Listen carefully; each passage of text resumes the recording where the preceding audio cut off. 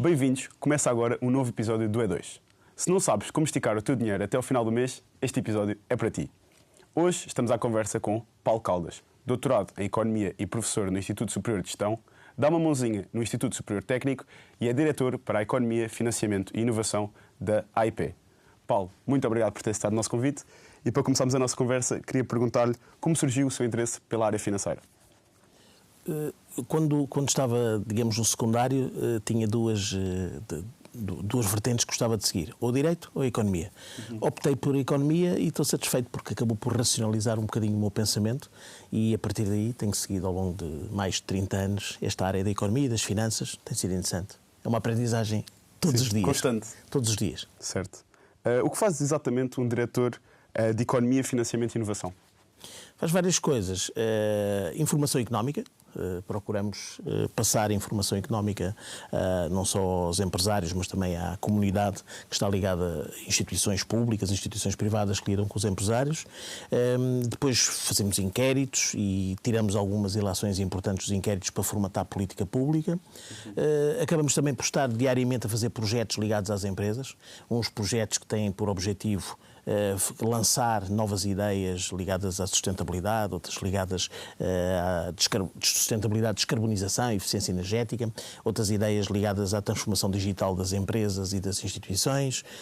Procuramos também lançar projetos diferentes de cooperação, por exemplo, entre grandes empresas e pequenas e médias empresas, fazer com que as grandes levem as pequenas como porta-aviões para os mercados onde elas estão. Ou seja, no fundo tentamos lançar e estimular novas ideias em conjunto com as empresas para que elas, dentro da sua dimensão, temos pequenas e médias empresas, maioritariamente no país, acabam por conseguir crescer e conseguir ganhar escala e conseguir ser competitivas, que é o importante para fazerem negócio e ganharem dinheiro. Sim. Este é o objetivo. Qual é que era o conselho que gostava de ter recebido quando tinha 18 anos? Relativamente à área financeira.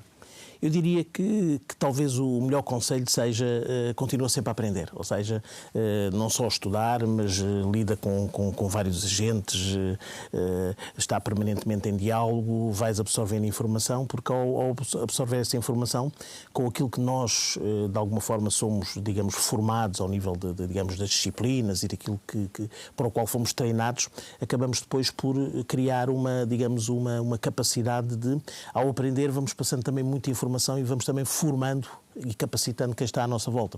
Seja a família, membros da família, sejam pessoas que trabalham connosco diariamente, outras pessoas com quem convivemos e com quem temos que nos relacionar umas vezes para fazer negócio, outras vezes para estudar em conjunto, outras vezes para formatar determinado tipo de políticas públicas que são importantes.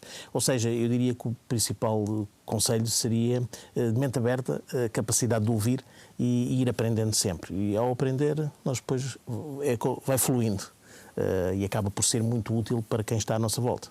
Tal como o Paulo, nós também temos as nossas dúvidas relativamente à literacia financeira, portanto, entramos agora na nossa primeira rúbrica, que se chama Pergunta que eu respondo. Bom, a rúbrica Pergunta que eu respondo é muito simples. Como diz o nome, nós temos algumas dúvidas que selecionámos sobre a literacia financeira e pedimos ao Paulo que esclareça. Estas dúvidas não foram feitas pela nossa redação, do E2, mas sim pelos alunos da ESC, que responderam a um questionário relativamente a dúvidas de literacia financeira que eles tinham. E as perguntas estão aqui neste pequeno milheiro. Isto é para mim, é o pagamento desta entrevista, é o meu cachê. E agora, vamos começar. Vou tirar aqui a primeira. Isto é completamente aleatório. Temos aqui a primeira. Primeira pergunta. O que é a literacia financeira e quão importante ela é no dia-a-dia dos portugueses? Literacia financeira é fundamentalmente conseguir aplicar bem um conjunto de conceitos e definições ligados à área financeira.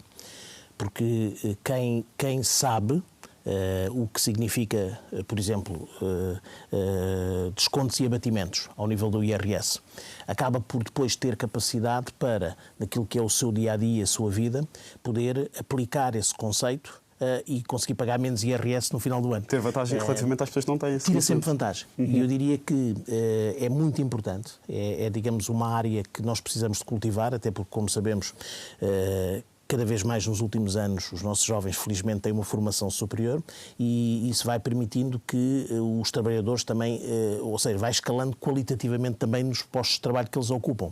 E isso vai permitindo fazer o quê? Que eles passem a informação de uma forma mais correta e isso vai ser muito útil não só para eles, como tem quem está à volta e quem está a colaborar com eles nas organizações.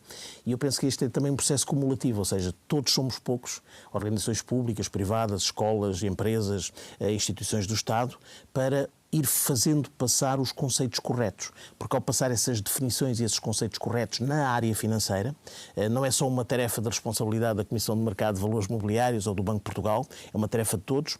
Vamos criando saber, conhecimento, e isso é um valor acrescentado para a comunidade, para a população. E, no fundo, eu resumiria assim, ou seja, a aplicação correta de um conjunto de conceitos e um conjunto de definições na área financeira e que permite ser um valor acrescentado para o dia-a-dia das pessoas. Certo. Vamos então à nossa segunda pergunta. Muito bem baralhado. E a segunda pergunta é: a partir de que idade, /ano escolar, as pessoas deviam aprender mais sobre literacia financeira? Eu aí tenho um pensamento talvez disruptivo, à semelhança do empreendedorismo, ou seja, o criar uma empresa, o fazer avançar um negócio. Eu sou dos que defendo que desde muito cedo, ou seja, não diria um bebê, mas a partir do momento em que no pré-escolar se começa a praticar determinado tipo, tal como se pratica o desenho, a arte, a pintura, a música, as línguas, o ser empreendedor, ou neste caso, apreender os conceitos financeiros, pequenos gestos, pequenas atitudes, toma lá, dá cá, isto representa o deve e o haver. Este tipo de aplicação, desde muito cedo, iria facilitar muito a vida das organizações e digamos, da sociedade. Porquê? Porque desde essa escola pré-primária iria criando um conjunto de saber, quase que automático, quase que natural, e as pessoas depois, à medida que iriam avançando, quase que naturalmente iriam procurando saber mais dentro desta área económica ou financeira. E isso era um valor acrescentado brutal para a sociedade. Porquê? Porque, muito provavelmente, qualquer que fosse a área que uma pessoa escolhesse, comunicação, economia, engenharia, a componente financeira quase que naturalmente estaria associada à prática e à necessidade de saber desses quadros profissionais. Isso era muito positivo até porque enfrentamos tempos difíceis e hoje, por exemplo, estive em Leiria e neste momento aquele caos e aquela situação de guerra e de calamidade tem muito a ver com necessidades que as pessoas vão ter que ultrapassar. Básicas, fundamentais, mas outras que têm a ver também com dinheiros e fundos que eles têm que ir buscar para conseguir ultrapassar o momento de crise. E isso significa que a apreensão destes conceitos desde muito cedo, para mim, acho que era fundamental e os programas escolares deveriam ter com obrigatoriedade de ter essa capacidade de ir dando esses conceitos desde muito cedo. Certo. E de forma gradual.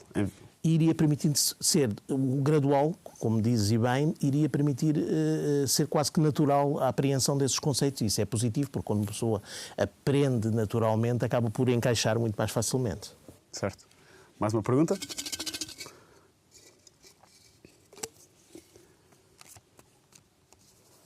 É possível utilizar os juros compostos para aumentar o meu património? Sim. Aí a grande diferença. A diferença entre o juro simples e o juro composto é que quando nós capitalizamos em juros simples, capitalizamos durante um determinado período, seja ele o mês, o trimestre ou o ano, e ficamos com o dinheiro do juro, ou seja, tiramos-lo para fora. O juro composto, ao contrário, vai acrescentando no próximo período ao capital inicial. Ou seja, se tivermos, por exemplo, um período de 3 meses, temos o juro, ao fim de 3 meses, aquele juro vai somar ao capital inicial e vai capitalizar nos próximos 3 meses. E assim sucessivamente. Por isso, é o ideal para quem quer acumular poupança. Ou seja, não retirar o juro, fazer com que ele capitalize nos períodos seguintes, qualquer que seja o período. Por isso, não só é possível, como é desejável que o juro entre em composição e vá capitalizando nos períodos seguintes, porque vai acumulando património. Certo. E enriquecendo o detentor desse capital e desse juro. Agora vieram duas, mas próxima pergunta. Qual é a melhor maneira de começar a investir? Poupar. Ou seja, para investir, e geralmente o investimento significa risco, ou seja, pode acontecer que o investimento nem todo seja possível de ser aproveitado na totalidade e de ser bem sucedido, o que significa que a pessoa tem que previamente poupar para conseguir depois fazer um bom investimento. O segundo passo, depois de ter acumulado alguma poupança, ou seja, retirado do seu rendimento disponível a parte que gasta, o consumo, e fica com uma poupança, a possibilidade de perceber se aquele investimento deve ir para a frente ou não. E há uma metodologia que nós utilizamos de uma forma assim muito básica, que é como é que se consegue saber isso? Faz-se aquilo que se chama um mapa de cash flows. E o que é que isto significa? Significa que quando investimos no momento zero, nós estamos a fazer uma despesa de investimento, ou seja, é um outflow. Gastamos, por exemplo, 100 mil euros num bom investimento. O que é que significa um bom investimento? Que ele é recuperado. Ou seja, os 100 mil euros que foram investidos no início, durante um determinado período de tempo, 3 anos, 4 anos, 5 anos, tem que ser recuperado. Ou seja, a diferença entre aquilo que esse investimento dá de receita e aquilo que esse investimento tem de custos, os proveitos e os custos, têm que permitir recuperar aqueles 100 mil euros que foram colocados no início. Ou seja, esse é o segundo grande passo. Depois de poupar, nós temos que perceber que tipo de investimentos é que devemos fazer que sejam proveitosos. Não só para serem recuperados, como para darem um rendimento acrescido, líquido, entre os proveitos e os custos. Hoje em dia há múltiplas opções de investimento, desde a área financeira, outros investimentos que são de natureza mais empresarial, que significa que se vai fazer algo numa ótica de produzir para que dessa produção resulte ganho, o tal ganho líquido. Ou até pura e simplesmente fazer investimentos em partilha com os amigos, com a família, e conseguir-se fazer, por exemplo, um investimento na área habitacional ou noutro tipo de propriedades. E isso também significa também investimentos imobiliários, que também hoje em dia são, por exemplo, quem investiu aqui em Lisboa há 10 anos atrás ou 15 anos atrás, bem sabe o valor acrescentado que tem esse património que foi acumulando aqui, eu digo Lisboa, como múltiplas outras cidades no país. Por isso, poupar primeiro, tomar boas decisões de investimento e depois diversificar a carteira. Eu costumo dizer, ao fazer diversificação do sítio onde pomos, ao colocar os ovos em vários cestos, estamos sempre a ganhar dinheiro.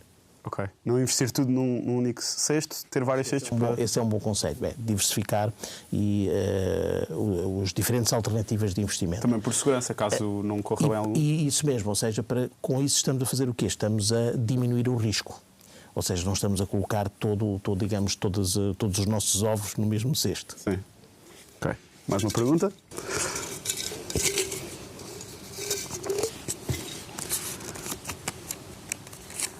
O que é, afinal, um investimento? O investimento é, o próprio nome indica, não é? Se fôssemos à tradução literal, que é, nós estamos a colocar uma determinada despesa de investimento, ou seja, estamos a fazer esse investimento com o grande objetivo de dali sair uma mais-valia. Ou seja, no final de um determinado período de tempo, pode ser mais curto ou mais longo, tentarmos, de alguma maneira, que o resultado, produtivo ou não, desse investimento, ou seja, nós podemos ter, por exemplo, ao investir numa nova máquina, quando estamos, por exemplo, num chão de fábrica, numa fábrica. Sim. Aquela máquina, como é que ela se revela produtiva?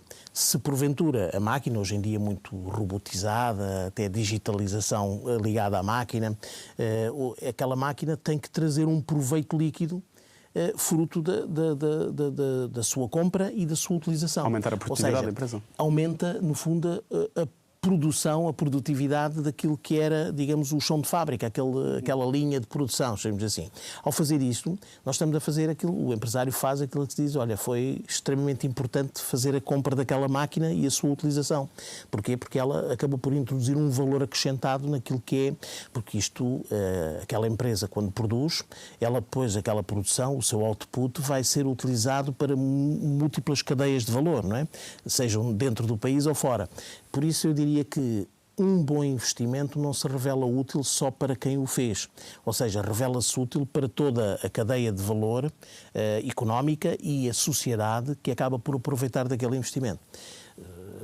Hoje temos várias revoluções, não é? Com o nascimento da internet acabou por haver uma outra revolução. Hoje, com a inteligência artificial, estamos a iniciar um outro patamar.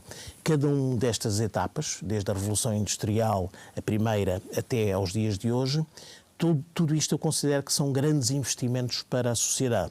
Temos é que medir muito bem algumas das consequências menos positivas desses investimentos, reduzir esse risco, o risco dessas consequências adversas, mas se nós formos maximizando ao longo das vidas e dos diferentes décadas aquilo que são os resultados de rupturas de investimento, eu diria que atravessamos tempos muito felizes e muito diferentes face àquilo que os nossos pais, os nossos avós e os nossos antepassados passaram. Por isso eu diria que no global fazer um bom investimento é algo que traz proveito não só para quem o fez, mas para todos aqueles que estão envolvidos na cadeia de valor dessa pessoa e da sociedade em que ele está integrado. Certo. Por isso é sempre muito útil. Sim. Um mau investimento tem exatamente o efeito contrário. O efeito oposto. Okay. Infelizmente já não temos tempo para mais das nossas questões dos nossos estudantes da ESCS, mas passamos agora à próxima rubrica do nosso programa, que se chama Verdade ou Mito.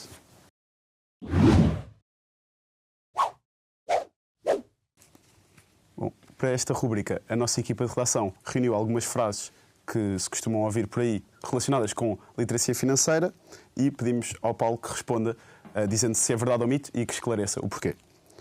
Vamos começar com o ouro. É o investimento mais seguro. Verdade ou mito? É um investimento seguro. Não quer dizer que seja o mais seguro. O ouro tem sido visto como um investimento padrão.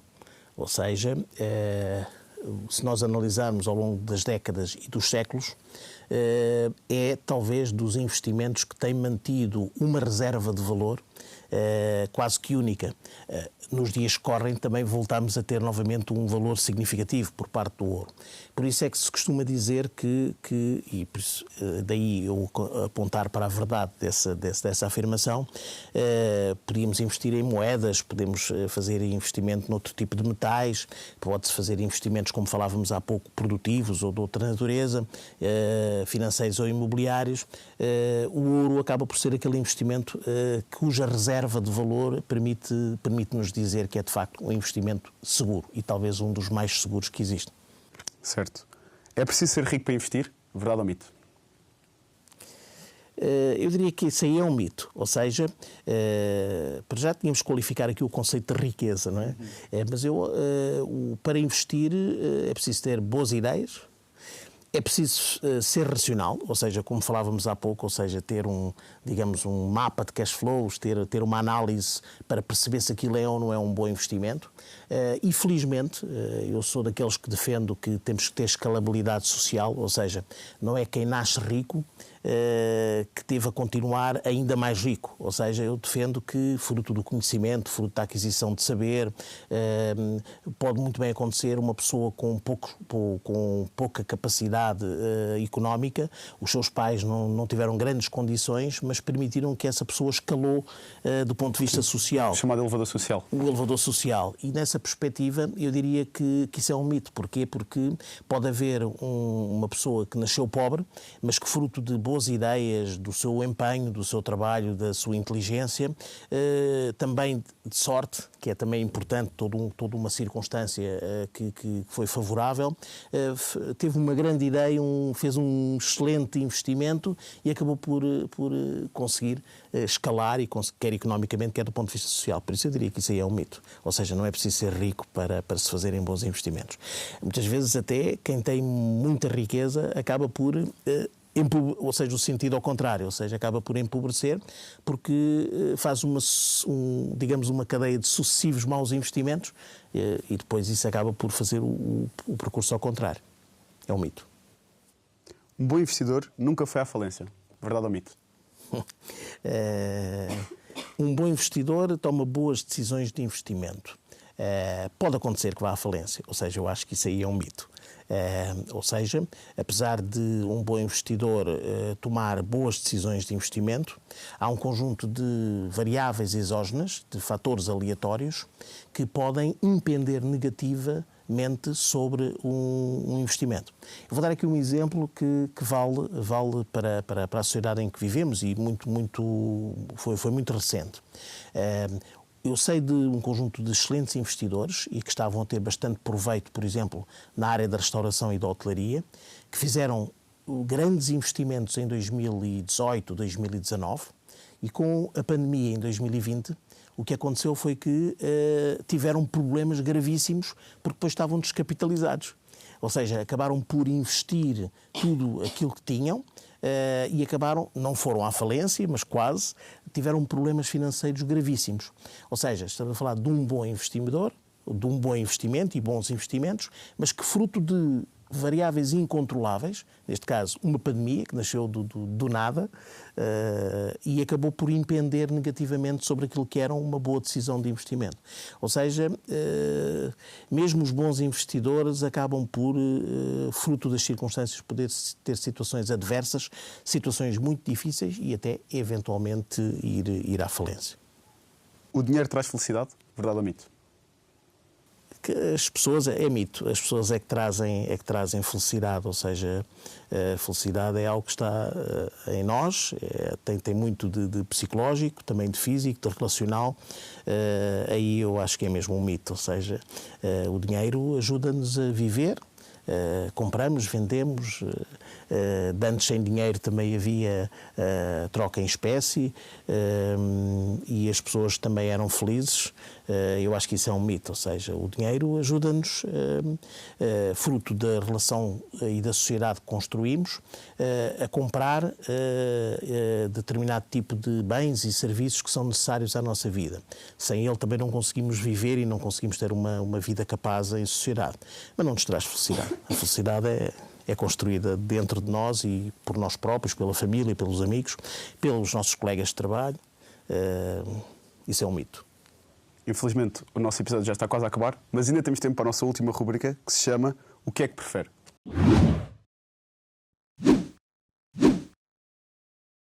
Nesta última rubrica, vou fazer-lhe algumas questões de isto ou aquilo e o objetivo é que responda o mais rápido possível e com a maior sinceridade.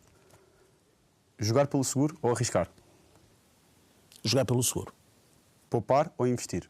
Poupar. Salário alto ou salário consistente? Consistente. Mercado de ações ou criptomoedas? Mercado de ações. Ouro ou ações? Ouro. Investimento seguro com poucos ganhos ou investimento arriscado com muitos ganhos? Seguro com poucos ganhos. Estabilidade ou crescimento? Crescimento. Viver sem cartão de crédito ou viver sem dinheiro físico? Ambas.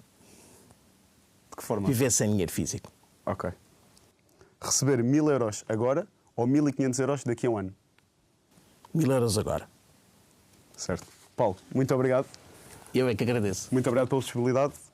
O episódio de hoje fica por aqui. Esperamos que tenham aprendido um pouco mais sobre literacia financeira. Entretanto, podes acompanhar-nos nas nossas redes sociais digitais e rever os nossos episódios na RTP Play ou no YouTube em E2ESCS. Obrigado e até para a semana.